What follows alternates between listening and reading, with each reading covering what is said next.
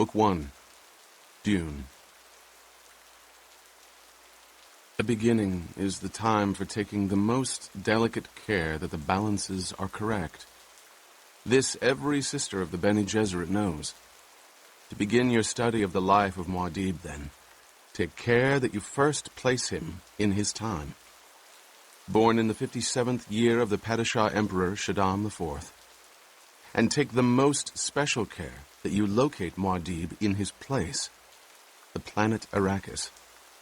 Do not be deceived by the fact that he was born on Caladan and lived his first 15 years there. Arrakis, the planet known as Dune, is forever his place. From the Manual of Muad'Dib by the Princess Irulan. In the week before their departure to Arrakis, when all the final scurrying about had reached a nearly unbearable frenzy, an old crone came to visit the mother of the boy, Paul. It was a warm night at Castle Caladan, and the ancient pile of stone that had served the Atreides family as home for 26 generations bore that cooled sweat feeling it acquired before a change in the weather. The old woman was let in by the side door down the vaulted passage by Paul's room, and she was allowed a moment to peer in at him where he lay in his bed. By the half-light of a dispenser lamp, dimmed and hanging near the floor, the awakened boy could see a bulky female shape at his door, standing one step ahead of his mother. The old woman was a witch shadow, hair like matted spiderwebs, hooded round darkness of features, eyes like glittering jewels. "Is he not small for his age, Jessica?" the old woman asked. Her voice wheezed and twanged like an untuned baliset. Paul's mother answered in her soft contralto. "The Atreides are known to start late getting their growth, Your Reverence." So I've heard, wheezed the old woman. "Yet he's already 15. "Yes, Your Reverence." "He's awake and listening to us," said the old woman. "Sly little rascal." She chuckled. "But royalty has need of slyness. And if he's really the Kwisatz Haderach, well..." Within the shadows of his bed, Paul held his eyes open to mere slits. 2 bird-bright ovals. The eyes of the old woman seemed to expand and glow as they stared into his. "Sleep well, you sly little rascal," said the old woman. "Tomorrow you'll need all your faculties to meet my Gom Jabbar." And she was gone, pushing his mother out, closing the door with a solid thump. Paul lay awake, wondering, what's a Gom Jabbar? In all the upset during this time of change, the old woman was the strangest thing he had seen. "Your Reverence." And the way she called his mother Jessica, like a common serving wench instead of what she was, a Bene Gesserit lady, a duke's concubine and mother of the ducal heir. Is a Gom Jabbar something of Arrakis I must know before we go there, he wondered. He mouthed her strange words. Gom Jabbar, Kwisatz Haderach. There had been so many things to learn. Arrakis would be a place so different from Caladan that Paul's mind whirled with the new knowledge. Arrakis. Dune. Desert planet. Thufir Hawat, his father's master of assassins, had explained it. Their mortal enemies, the Harkonnens, had been on Arrakis 80 years, holding the planet in quasi-fief under a Chom Company contract to mine the geriatric spice melange. Now the Harkonnens were leaving to be replaced by the House of Atreides in fief complete, an apparent victory for the Duke Leto. Yet, Hawat had said, this appearance contained the deadliest peril, for the Duke Leto was popular among the great houses of the Landsraad. A popular man arouses the jealousy of the powerful, Hawat had said. Arrakis, Dune, desert planet. Paul fell asleep to dream of an Arakeen cavern, Silent people all around him, moving in the dim light of glow globes. It was solemn there, and like a cathedral as he listened to a faint sound, the drip, drip, drip of water. Even while he remained in the dream, Paul knew he would remember it upon awakening.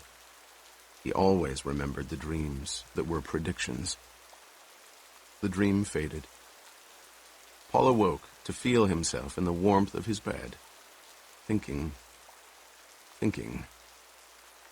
This world of Castle Caladan, without play or companions his own age, perhaps did not deserve sadness in farewell. Dr. Yui, his teacher, had hinted that the Faufreluches class system was not rigidly guarded on Arrakis. The planet sheltered people who lived at the desert edge without Caid or Bashar to command them. Will-o'-the-Sand people called Fremen, marked down on no census of the Imperial Regate. Arrakis, Dune, desert planet. Paul sensed his own tensions, decided to practice one of the mind-body lessons his mother had taught him. 3 quick breaths triggered the responses. He fell into the floating awareness, focusing the consciousness.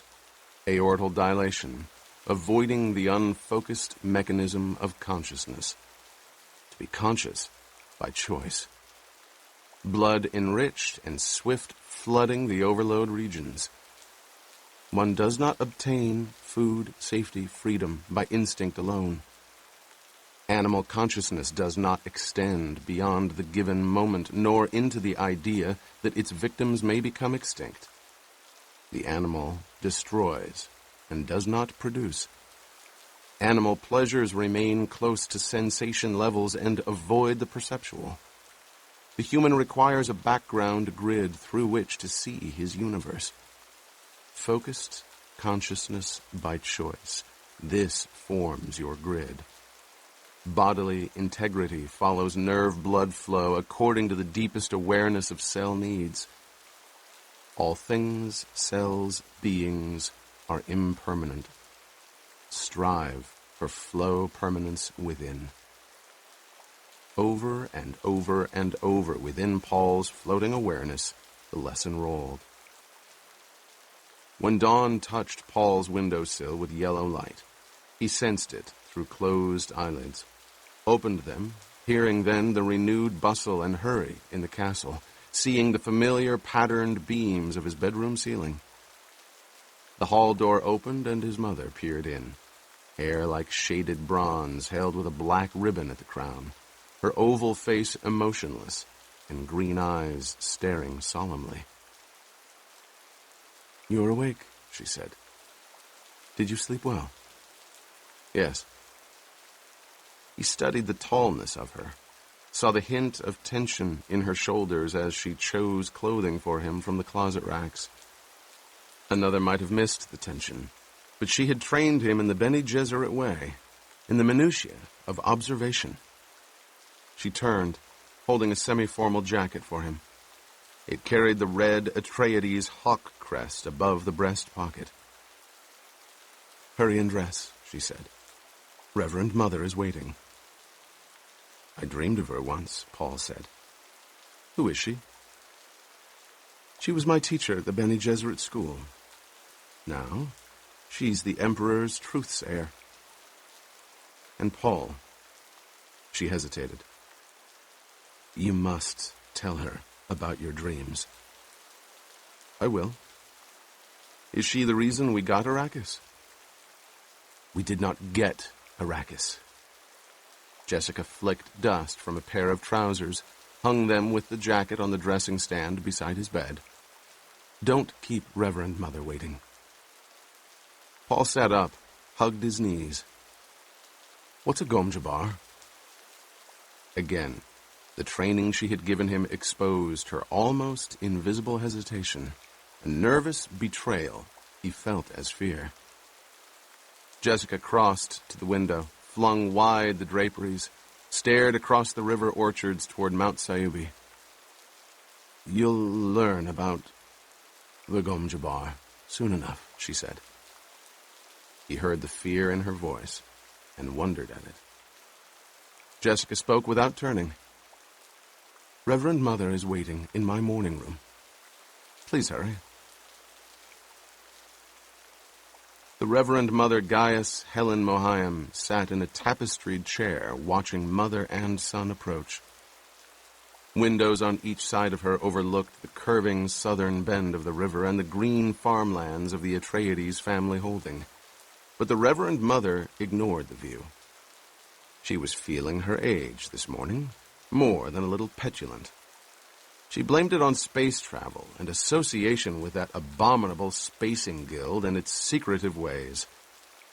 But here was a mission that required personal attention from a Bene Gesserit with the sight. Even the Padishah Emperor's truthsayer couldn't evade that responsibility when the duty call came. Damn that Jessica, the Reverend Mother thought. If only she'd borne us a girl as she was ordered to do. Jessica stopped 3 paces from the chair, dropped a small curtsy, a gentle flick of left hand along the line of her skirt.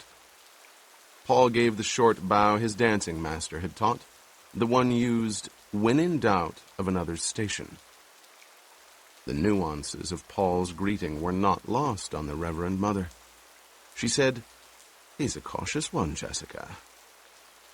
Jessica's hand went to Paul's shoulder, tightened there. For a heartbeat, fear pulsed through her palm. Then she had herself under control. "Thus he has been taught, Your Reverence." What does she fear? Paul wondered. The old woman studied Paul in one gestalten flicker. Face oval, like Jessica's, but strong bones. Hair. The Duke's black, but the brow line of the maternal grandfather who cannot be named.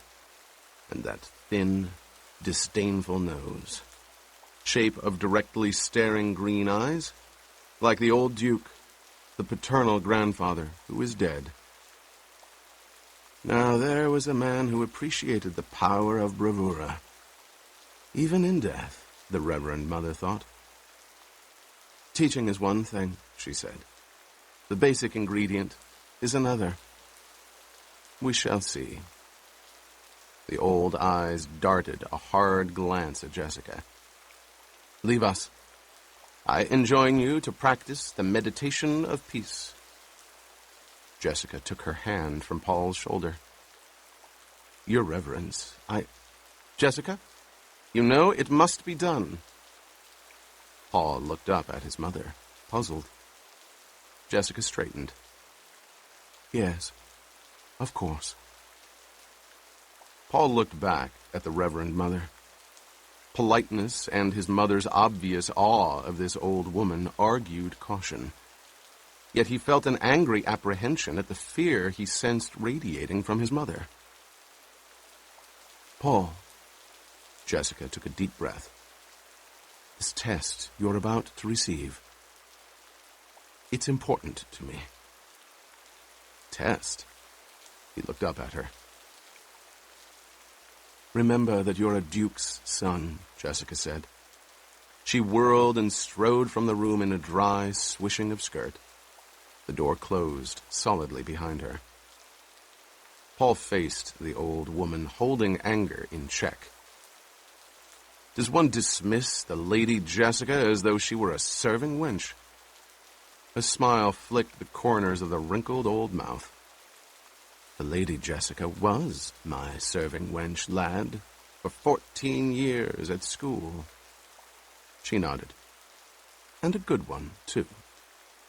Now you come here. The command whipped out at him. Paul found himself obeying before he could think about it. Using the voice on me, he thought. He stopped at her gesture, standing beside her knees. See this? She asked. From the folds of her gown, she lifted a green metal cube about 15 centimeters on a side. She turned it, and Paul saw that one side was open, black, and oddly frightening. No light penetrated that open blackness. Put your right hand in the box, she said. Fear shot through through Paul. He started to back away, but the old woman said, "Is this how you obey your mother?" He looked up into bird-bright eyes. Slowly, feeling the compulsions and unable to inhibit them, Paul put his hand into the box. He felt first a sense of cold as the blackness closed around his hand, then slick metal against his fingers and a prickling as though his hand were asleep. A predatory look filled the old woman's features. She lifted her right hand away from the box and poised the hand close to the side of Paul's neck. He saw a glint of metal there and started to turn toward it. "Stop," she snapped. Using the voice again, he swung his attention back to her face. "I hold at your neck the Gom Jabbar," she said. "The Gom Jabbar, the high-handed enemy. It's a needle with a drop of poison on its tip. Don't pull away, or you'll feel that poison." Paul tried to swallow in a dry throat. He could not take his attention from the seamed old face, the glistening eyes, the pale gums around silvery metal teeth that flashed as she spoke. "The Duke's son must know about poisons," she said. "It's the way of our times, eh? Musky, to be poisoned in your drink. Almas, to be poisoned in your food. The quick ones and the slow ones and the ones in between. Here's a new one for you. The Gom Jabbar. It kills only animals." Pride overcame Paul's fear. "You dare suggest a duke's son is an animal?" he demanded. "Let us say I suggest you may be human," she said. "Steady.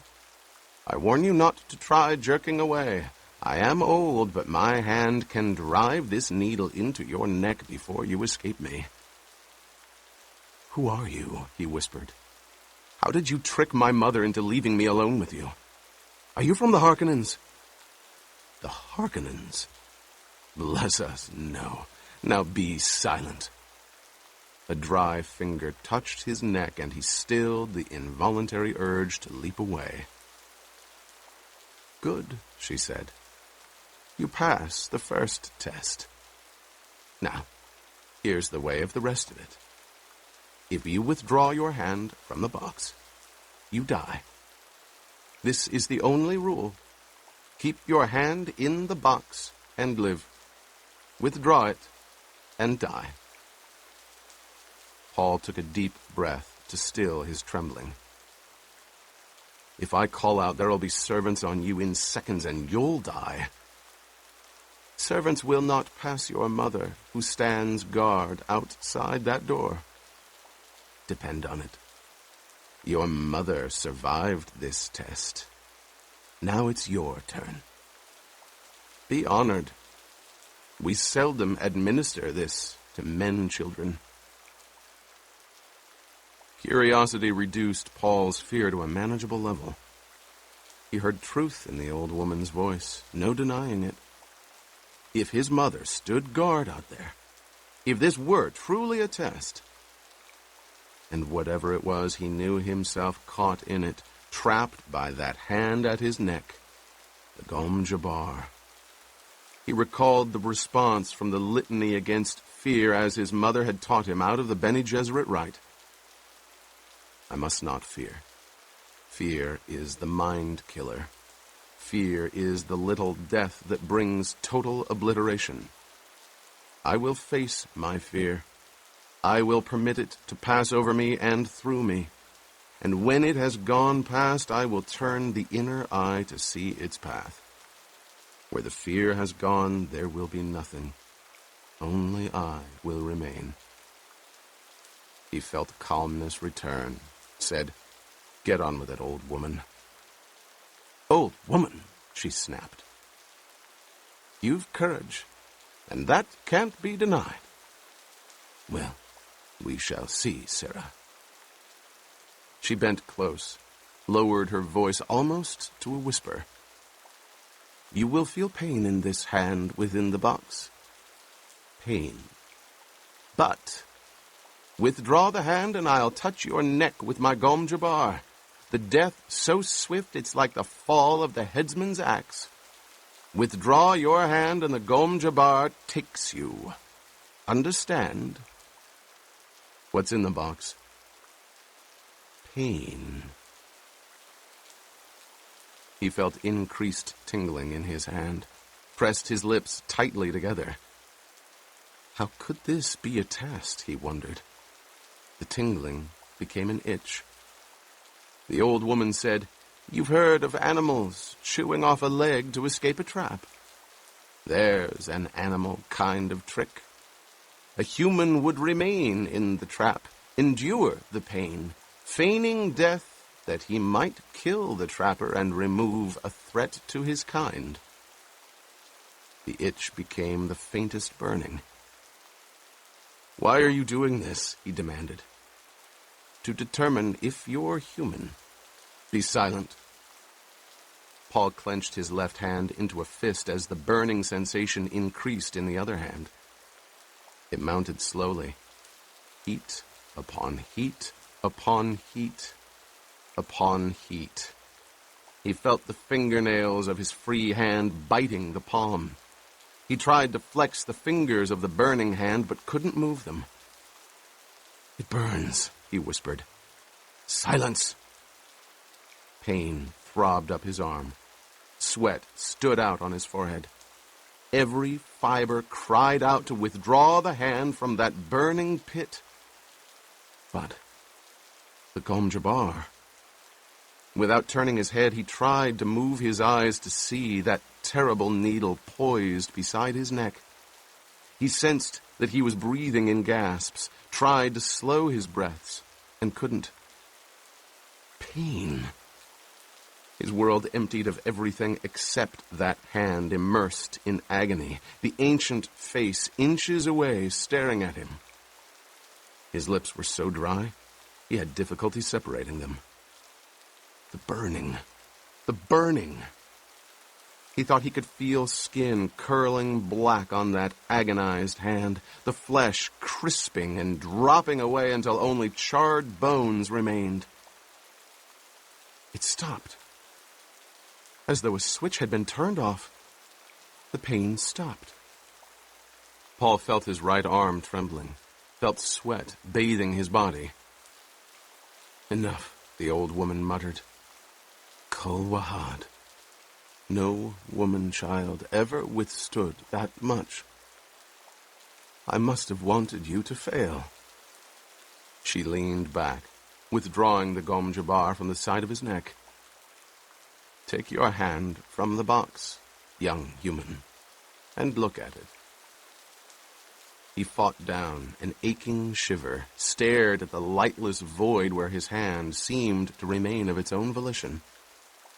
Memory of pain inhibited every movement. Reason told him he would withdraw a blackened stump from that box. "Do it," she snapped. He jerked his hand from the box, stared at it, astonished.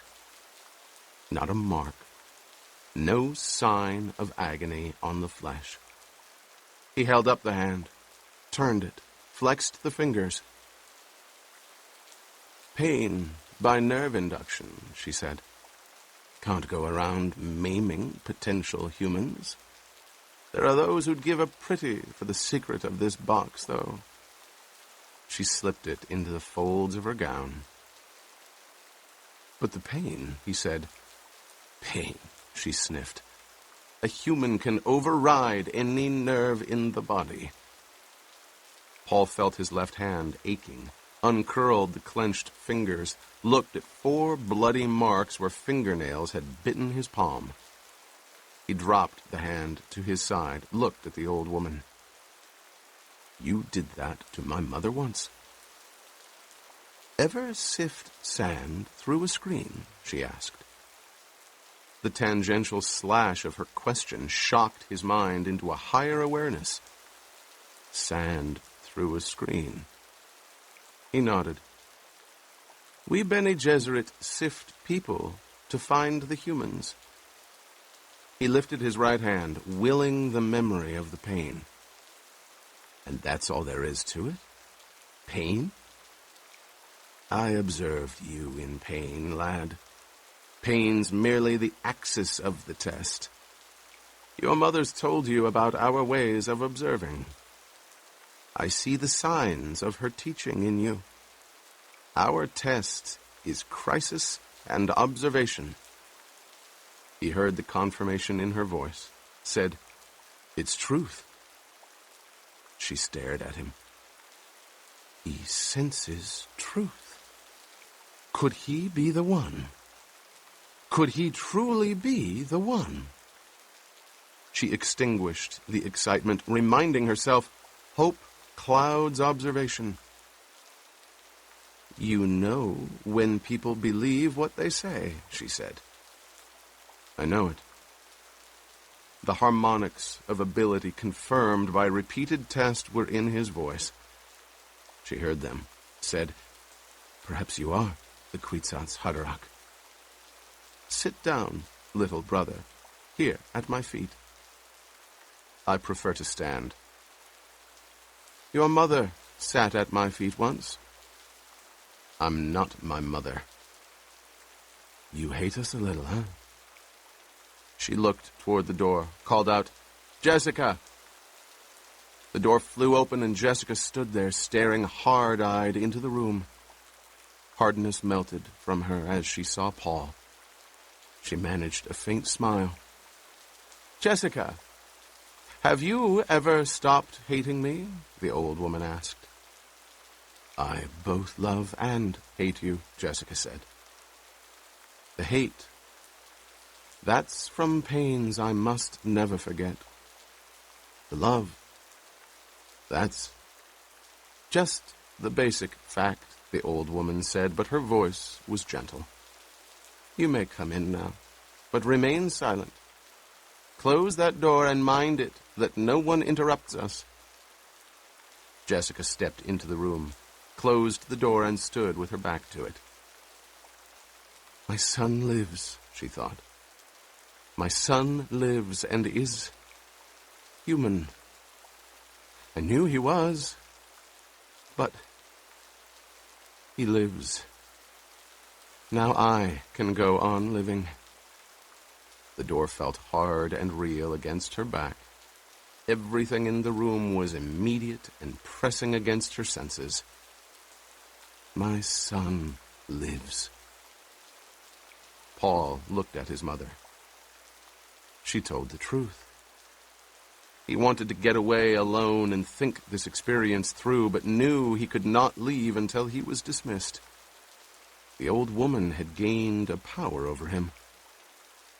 They spoke truth. His mother had undergone this test. There must be terrible purpose in it. The pain and fear had been terrible. He understood terrible purposes. They drove against all odds. They were their own necessity. Paul felt that he had been infected with terrible purpose. He did not know yet what the terrible purpose was. Someday, lad, the old woman said, you too may have to stand outside a door like that. It takes a measure of doing. Paul looked down at the hand that had known pain, then up to the Reverend Mother. The sound of her voice had contained a difference, then, from any other voice in his experience. The words were outlined in brilliance. There was an edge to them. He felt that any question he might ask her would bring an answer that could lift him out of his flesh world into something greater. Why do you test for humans? He asked. To set you free. Free? Once men turned their thinking over to machines in the hope that this would set them free. But that only permitted other men with machines to enslave them. Thou shalt not make a machine in the likeness of a man's mind, Paul quoted. Right out of the Butlerian Jihad and the Orange Catholic Bible, she said. But what the OC Bible should have said is, "Thou shalt not make a machine to counterfeit a human mind." Have you studied the Mentat in your service? I've studied with Thufir Hawat. The Great Revolt took away a crutch, she said. It forced human minds to develop. Schools were started to train human talents. Bene Gesserit schools. She nodded. We have two chief survivors of those ancient schools, the Bene Gesserit and the Spacing Guild. The Guild, so we think, emphasizes almost pure mathematics. Bene Gesserit performs another function. Politics, he said. Kul Wahad, the old woman said. She sent a hard glance at Jessica. I've not told him, Your Reverence, Jessica said. The Reverend Mother returned her attention to Paul. You did that on remarkably few clues, she said. Politics, indeed. The original Bene Gesserit school was directed by those who saw the need of a thread of continuity in human affairs. They saw there could be no such continuity without separating human stock from animal stock for breeding purposes. The old woman's words abruptly lost their special sharpness for Paul. He felt an offense against what his mother called his instinct for rightness. It wasn't that Reverend Mother lied to him. She obviously believed what she said. It was something deeper, something tied to his terrible purpose. He said, but my mother tells me many Bene Gesserit of the schools don't know their ancestry. The genetic lines are always in our records, she said. Your mother knows that either she's of Bene Gesserit descent, or her stock was acceptable in itself. Then why couldn't she know who her parents are? Some do. Many don't. We might, for example, have wanted to breed her to a close relative to set up a dominant in some genetic trait. We have many reasons. Again, Paul felt the offense against rightness. He said, You take a lot on yourselves. The Reverend Mother stared at him, wondering, did I hear criticism in his voice? We carry a heavy burden, she said. Paul felt himself coming more and more out of the shock of the test. He leveled a measuring stare at her, said, You say, maybe I'm the Kwisatz Haderach. What's that? A human Gom Jabbar? Paul, Jessica said, you mustn't take that tone with... I'll handle this, Jessica, the old woman said. Now, lad, do you know about the Truthsayer drug? You take it to improve your ability to detect falsehood, he said. My mother's told me. Have you ever seen Truth Trance? He shook his head. No. The drug's dangerous, she said, but it gives insight. When a truth-sayer's gifted by the drug, she can look many places in her memory, in her body's memory. We look down so many avenues of the past, but only feminine avenues. Her voice took on a note of sadness. Yet there's a place where no truth-sayer can see. We are repelled by it, terrorized. It is said a man will come one day and find in the gift of the drug his inward eye. He will look where we cannot, into both feminine and masculine pasts. Your Kwisatz Haderach. Yes, the one who can be many places at once. The Kwisatz Haderach. Many men have tried the drug, so many, but none has succeeded. They tried and failed, all of them. Oh no, she shook her head. They tried and died. To attempt an understanding of Muad'Dib without understanding his mortal enemies, the Harkonnens, is to attempt seeing truth without knowing falsehood. It is the attempt to see the light without knowing darkness. It cannot be. From Manual of Muad'Dib by the Princess Irulan. It was a relief globe of a world, partly in shadows, spinning under the impetus of a fat hand that glittered with rings. The globe sat on a free-form stand at one wall of a windowless room whose other walls presented a patchwork of multicolored scrolls, film books, tapes, and reels. Light glowed in the room from golden balls hanging in mobile suspensor fields. An ellipsoid desk with a top of jade-pink petrified elaka wood stood at the center of the room. Variform suspensor chairs ringed it, 2 of them occupied.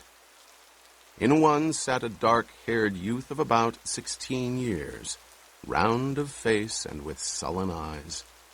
The other held a slender, short man with effeminate face. Both youth and man stared at the globe, and the man, half hidden in shadows, spinning it. A chuckle sounded beside the globe. A basso voice rumbled out of the chuckle. "There it is, Piter. The biggest man-trap in all history. And the Duke's headed into its jaws.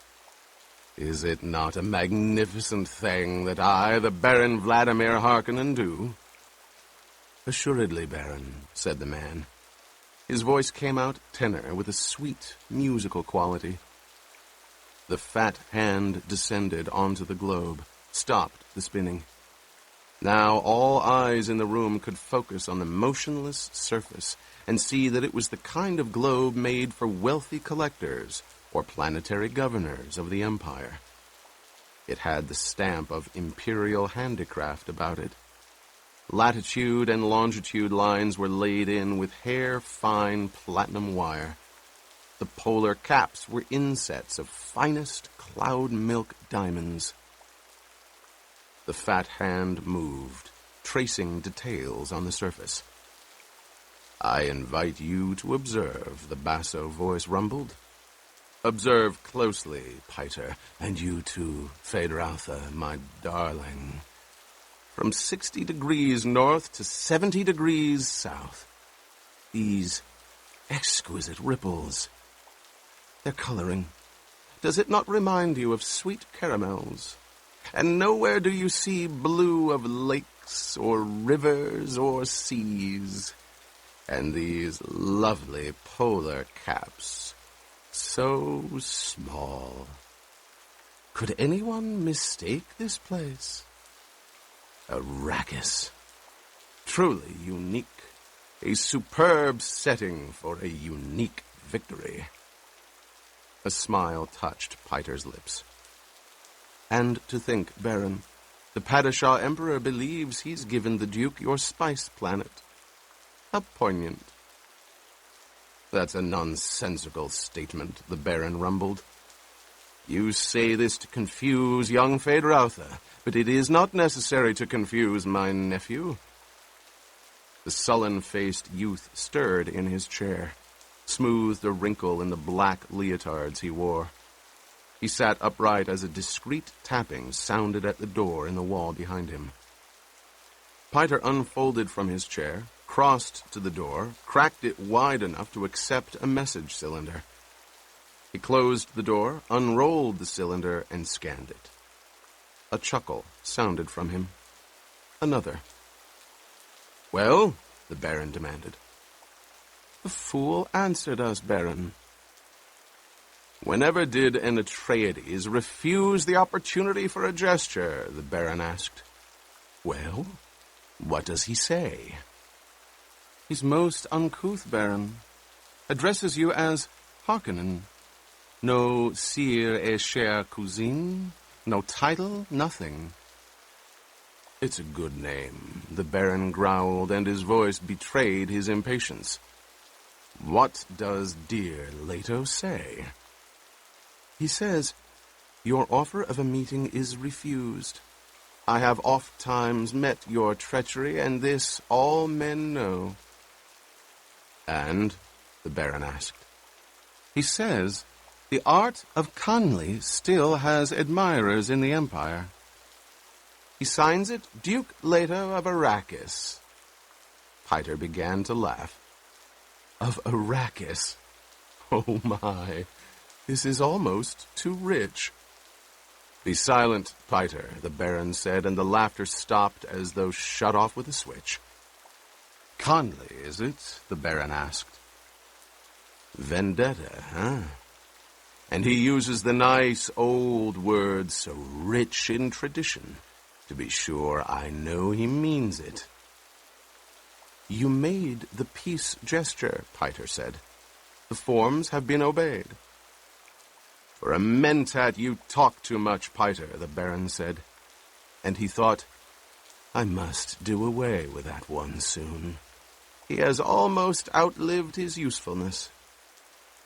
The Baron stared across the room at his mentat assassin, seeing the feature about him that most people noticed first. The eyes, the shaded slits of blue within blue, the eyes without any white in them at all. A grin flashed across Piter's face. It was like a mask grimace beneath those eyes like holes. But, Baron, never has revenge been more beautiful.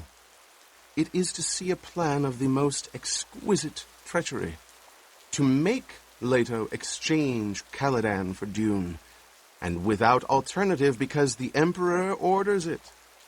How waggish of you!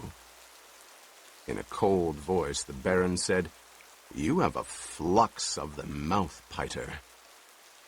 But I am happy, my Baron. Whereas you are touched by jealousy. Piter! Baron. Is it not regrettable you were unable to devise this delicious scheme by yourself? Someday I will have you strangled, Piter. Of a certainty, Baron. Enfant. But a kind act is never lost, eh? Have you been chewing verite or semuta, Piter? Truth without fear surprises the Baron, Piter said. His face drew down into a caricature of a frowning mask. Aha! But you see, Baron, I know as a mentat when you will send the executioner. You will hold back just so long as I am useful. To move sooner would be wasteful, and I'm yet of much use. I know what it is you learned from that lovely Dune planet. Waste not. True, Baron? The Baron continued to stare at Piter. Feyd-Rautha squirmed in his chair. These wrangling fools, he thought. My uncle cannot talk to his mentat without arguing. Do they think I've nothing to do except listen to their arguments? Feyd, the Baron said, I told you to listen and learn when I invited you in here. Are you learning? Yes, uncle. The voice was carefully subservient. Sometimes I wonder about Piter, the Baron said. I cause pain out of necessity, but I swear he takes a positive delight in it. For myself, I can feel pity toward the poor Duke Leto. Dr. Yueh will move against him soon, and that'll be the end of all the Atreides. But surely Leto will know whose hand directed the pliant doctor, and knowing that will be a terrible thing. Then why haven't you directed the doctor to slip a kinjal between his ribs quietly and efficiently? Piter asked. You talk of pity, but The Duke must know when I encompass his doom, the Baron said. And the other great houses must learn of it. The knowledge will give them pause. I'll gain a bit more room to maneuver. The necessity is obvious, but I don't have to like it. Room to maneuver, Piter sneered. Already you have the Emperor's eyes on you, Baron. You move too boldly. One day the Emperor will send a legion or two of his Sardaukar down here onto Giedi Prime, and that'll be an end to the Baron Vladimir Harkonnen. You'd like to see that, wouldn't you, Piter? The Baron asked. You'd enjoy seeing the core of Sardaukar pillage through my cities and sack this castle. You'd truly enjoy that. Does the Baron need to ask? Piter whispered. You should have been a Bashar of the core, the Baron said. You're too interested in blood and pain. Perhaps I was too quick with my promise of the spoils of Arrakis. Piter took 5 curiously mincing steps into the room, stopped directly behind Feyd-Rautha. There was a tight air of tension in the room, and the youth looked up at Piter with a worried frown. Do not toy with Piter, Baron, Piter said. You promised me the Lady Jessica. You promised her to me. For what, Piter? The Baron asked. For pain? Piter stared at him, dragging out the silence. Feyd-Rautha moved his suspensor chair to one side, said, Uncle, do I have to stay? You said you'd... My darling Feyd-Rautha grows impatient, the Baron said. He moved within the shadows beside the globe. Patience fade. And he turned his attention back to the Mentat. What of the Dukeling? The child Paul, my dear Piter. The trap will bring him to you, Baron, Piter muttered. That's not my question, the Baron said. You will recall that you predicted the Bene Gesserit witch would bear a daughter to the Duke. You were wrong, eh, Mentat? I'm not often wrong, Baron, Piter said, and for the first time there was fear in his voice. Give me that. I'm not often wrong. And you know yourself these Bene Gesserit bear mostly daughters. Even the Emperor's consort had produced only females. Uncle, said Feyd-Rautha, you said there'd be something important here for me to... Listen to my nephew, the Baron said. He aspires to rule my barony, yet he cannot rule himself. The Baron stirred beside the globe, a shadow among shadows. Well, Feyd-Rautha Harkonnen, I summoned you here hoping to teach you a bit of wisdom. Have you observed our good Mentat? You should have learned something from this exchange. But, Uncle, a most efficient Mentat, Piter, wouldn't you say, Feyd? Yes, but... Indeed, but he consumes too much spice, eats it like candy. Look at his eyes. He might have come directly from the Arakeen labor pool. Efficient, Piter, but he's still emotional and prone to passionate outbursts. Efficient, Piter, but he still can err. Piter spoke in a low, sullen tone. Did you call me in here to impair my efficiency with criticism, Baron? Impair your efficiency? You know me better, Piter. I wish only for my nephew to understand the limitations of a Mentat. Are you already training my replacement? Piter demanded. Replace you? Why, Piter, where could I find another Mentat with your cunning and venom? The same place you found me, Baron. Perhaps I should at that, the Baron mused. You do seem a bit unstable lately. And the spice you eat. Are my pleasures too expensive, Baron? Do you object to them? My dear Piter, your pleasures are what tie you to me. How could I object to that? I merely wish my nephew to observe this about you. Then I'm on display, Piter said. Shall I dance? Shall I perform my various functions for the eminent Phaedra? Precisely, the Baron said. You are on display. Now be silent. He glanced at Phaedra, noting his nephew's lips, the full and pouting look of them, the Harkonnen genetic marker, now twisted slightly in amusement. This is a mentat, Phade.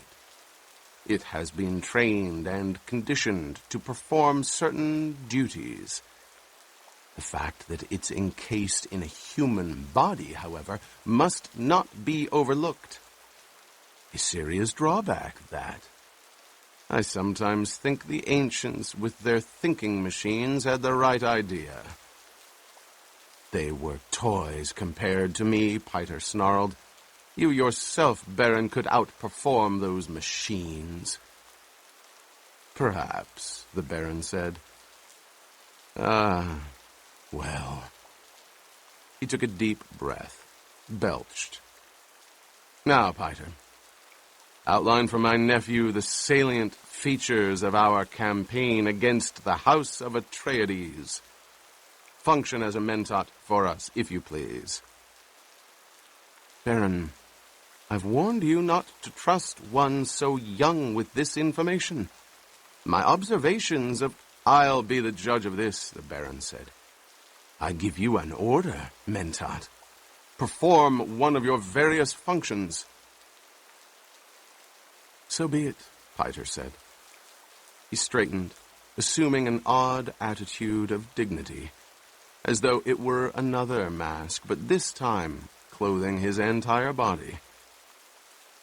In a few days, standard, the entire household of the Duke Leto will embark on a Spacing Guild liner for Arrakis. The Guild will deposit them at the city of Erekeen rather than at our city of Carthage. The Duke's mentat, Thufir Hawat, will have concluded rightly that Erekeen is easier to defend. Listen carefully, Phade, the Baron said. Observe the plans within plans within plans. Phaedra nodded, thinking, this is more like it. The old monster is letting me in on secret things at last. He must really mean for me to be his heir. There are several tangential possibilities, Piter said. I indicate that House Atreides will go to Arrakis. We must not, however, ignore the possibility the Duke has contracted with the Guild to remove him to a place of safety outside the system. Others in like circumstances have become renegade houses, taking family atomics and shields and fleeing beyond the Imperium. The Duke's too proud a man for that, the Baron said. It is a possibility, Piter said. The ultimate effect for us would be the same, however. No, it would not, the Baron growled. I must have him dead and his line ended. That's the high probability, Piter said. There are certain preparations that indicate when a house is going renegade. The Duke appears to be doing none of these things. So, the Baron sighed. Get on with it, Piter. At Erekeen, Piter said, the Duke and his family will occupy the residency, lately the home of Count and Lady Fenring. The ambassador to the smugglers, the Baron chuckled. Ambassador to what? Phaedra asked. Your uncle makes a joke, Piter said. He calls Count Fenring ambassador to the smugglers, indicating the Emperor's interest in smuggling operations on Arrakis. Phaedra turned a puzzled stare on his uncle. Why? Don't be dense, Phade, the Baron snapped. As long as the Guild remains effectively outside Imperial control, how could it be otherwise? How else could spies and assassins move about? Feyd-Rautha's mouth made a soundless, "Oh." "We've arranged diversions at the residency," Piter said. "There will be an attempt on the life of the Atreides heir. An attempt which could succeed." "Piter," the Baron rumbled, "you indicated—" "I indicated accidents can happen," Piter said. "And the attempt must appear valid." "Ah, but the lad has such a sweet young body," the Baron said.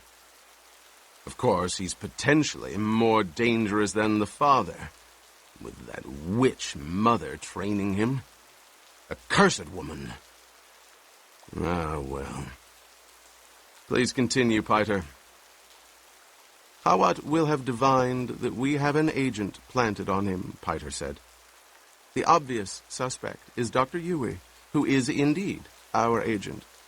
But Hawat has investigated and found that our doctor is a Suk school graduate with imperial conditioning, supposedly safe enough to minister even to the Emperor.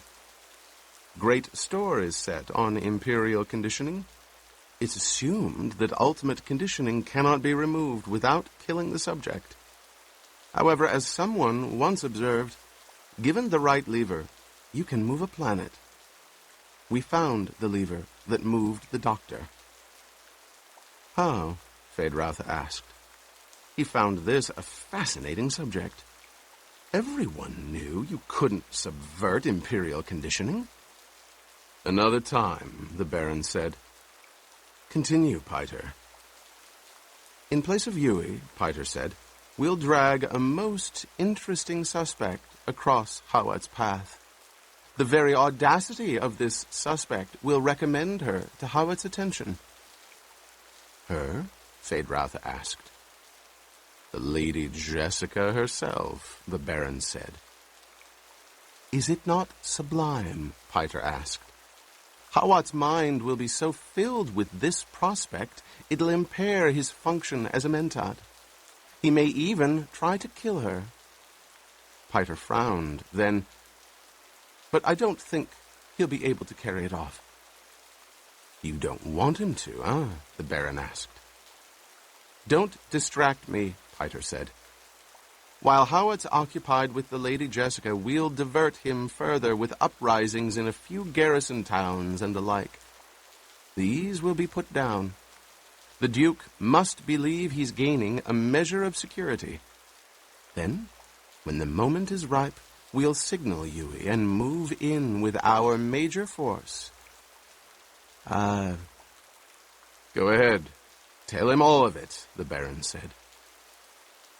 "We'll move in, strengthened by 2 legions of Sardaukar, disguised in Harkonnen livery."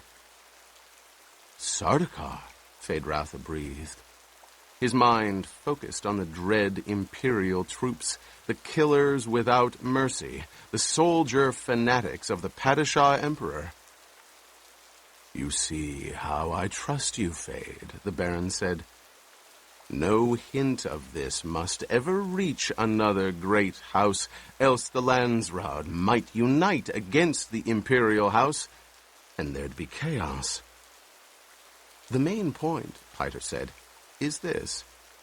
Since House Harkonnen is being used to do the Imperial dirty work, we've gained a true advantage. It's a dangerous advantage, to be sure, but if used cautiously will bring House Harkonnen greater wealth than that of any other house in the Imperium." "You have no idea how much wealth is involved, Feyd," the Baron said. "Not in your wildest imaginings. To begin, we'll have an irrevocable directorship in the Chom Company." Feyd-Rautha nodded. Wealth was the thing. Chom was the key to wealth, each noble house dipping from the company's coffers whatever it could under the power of the directorships.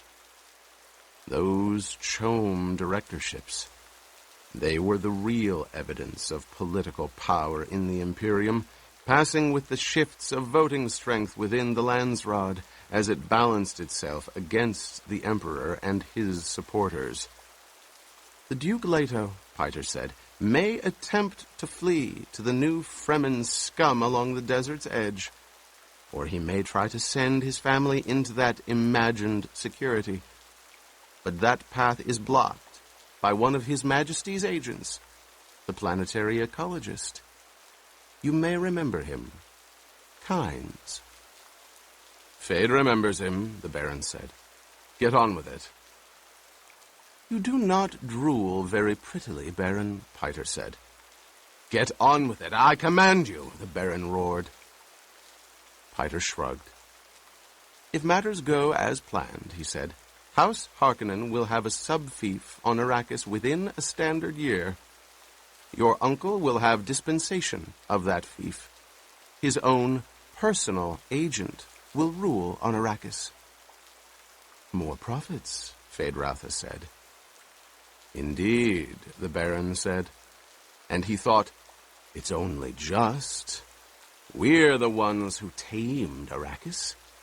Except for the few mongrel Fremen hiding in the skirts of the desert, and some tame smugglers bound to the planet almost as tightly as the native labor pool. And the great houses will know that the Baron has destroyed the Atreides, Piter said. They will know. They will know, the Baron breathed. Loveliest of all, Piter said, is that the Duke will know too.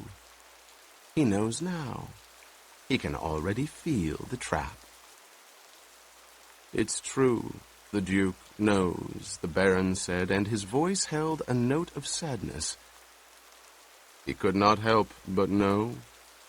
More's the pity. The Baron moved out and away from the globe of Arrakis. As he emerged from the shadows, his figure took on dimension. Grossly and immensely fat, and with subtle bulges beneath folds of his dark robes to reveal that all this fat was sustained partly by portable suspensors harnessed to his flesh. He might weigh 200 standard kilos in actuality, but his feet would carry no more than 50 of them.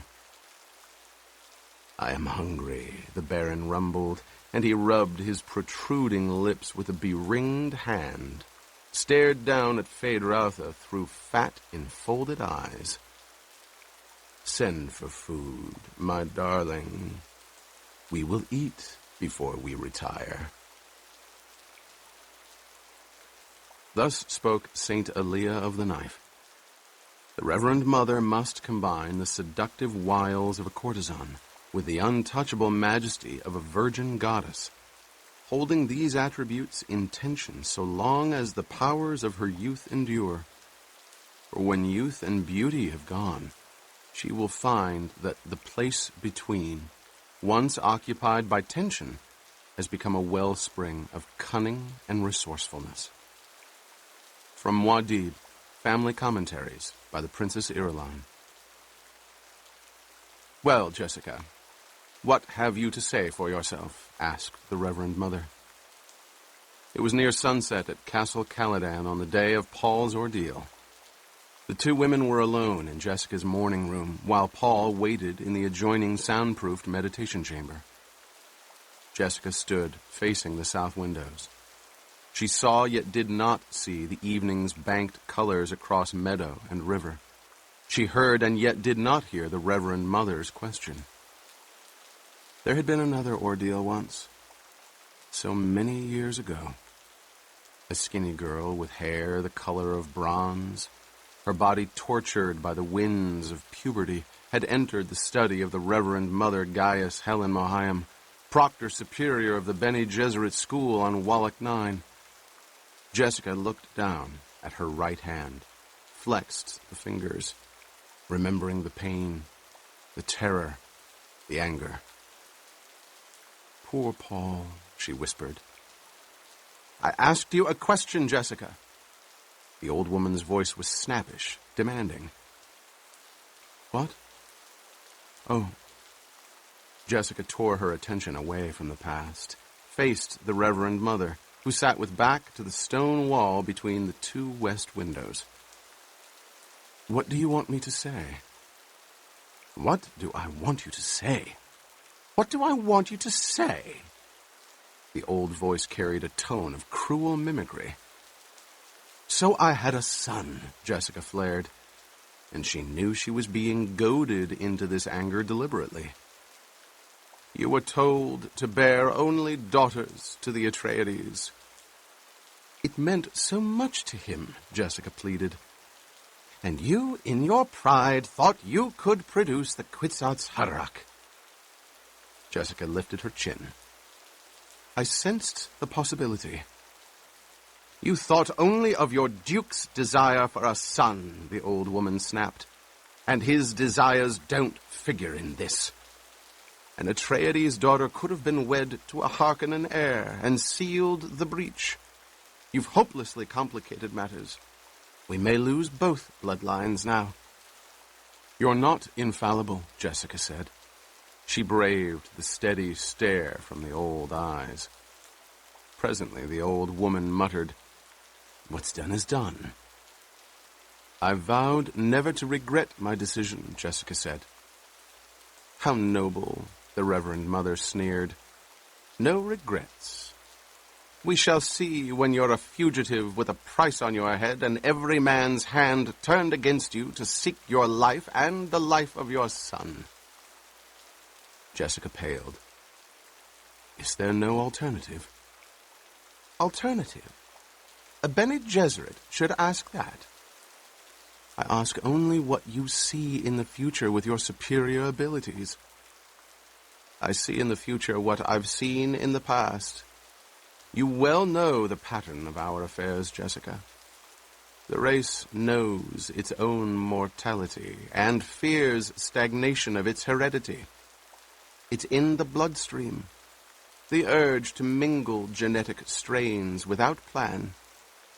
The Imperium, the Chome Company, all the great houses, they are but bits of flotsam in the path of the flood. Chome, Jessica muttered. I suppose it's already decided how they'll redivide the spoils of Arrakis. What is Chome but the weather vane of our times, the old woman said. The Emperor and his friends now command 59.65% of the Chome directorship's votes. Certainly they smell profits, and likely as others smell those same profits, his voting strength will increase. This is the pattern of history, girl. That's certainly what I need right now, Jessica said. A review of history. Don't be facetious, girl. You know as well as I do what forces surround us. We've a 3-point civilization. The imperial household balanced against the federated great houses of the Landsraad, and between them, the Guild, with its damnable monopoly on interstellar transport. In politics, the tripod is the most unstable of all structures. It'd be bad enough without the complication of a feudal trade culture which turns its back on most science. Jessica spoke bitterly. Chips in the path of the flood. And this chip here, this is the Duke Leto. And this one's his son. And this one's... Oh, shut up, girl. You entered this with full knowledge of the delicate edge you walked. I am Bene Gesserit. I exist only to serve, Jessica quoted. Truth, the old woman said. And all we can hope for now is to prevent this from erupting into general conflagration, to salvage what we can of the key bloodlines. Jessica closed her eyes, feeling tears press out beneath the lids. She fought down the inner trembling, the outer trembling, the uneven breathing, the ragged pulse, the sweating of the palms. Presently she said, I'll pay for my own mistake. And your son will pay with you. I'll shield him as well as I'm able. Shield, the old woman snapped. You well know the weakness there. Shield your son too much, Jessica, and he'll not grow strong enough to fulfill any destiny. Jessica turned away, looked out the window at the gathering darkness. Is it really that terrible, this planet of Arrakis? Bad enough, but not all bad. The Missionaria Protectiva has been in there and softened it up somewhat. The Reverend Mother heaved herself to her feet, straightened a fold in her gown. Call the boy in here. I must be leaving soon. Must you? The old woman's voice softened. Jessica, girl, I wish I could stand in your place and take your sufferings. But each of us must make her own path. I know. You're as dear to me as any of my own daughters, but I cannot let that interfere with duty. I understand the necessity.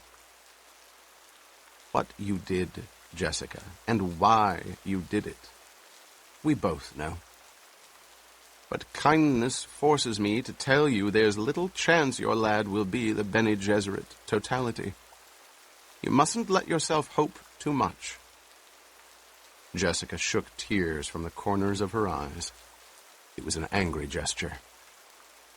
You make me feel like a little girl again, reciting my first lesson. She forced the words out. Humans must never submit to animals. A dry sob shook her. In a low voice, she said, I've been so lonely. It should be one of the tests, the old woman said. Humans are almost always lonely. Now summon the boy. He's had a long, frightening day. But he's had time to think and remember, and I must ask the other questions about these dreams of his.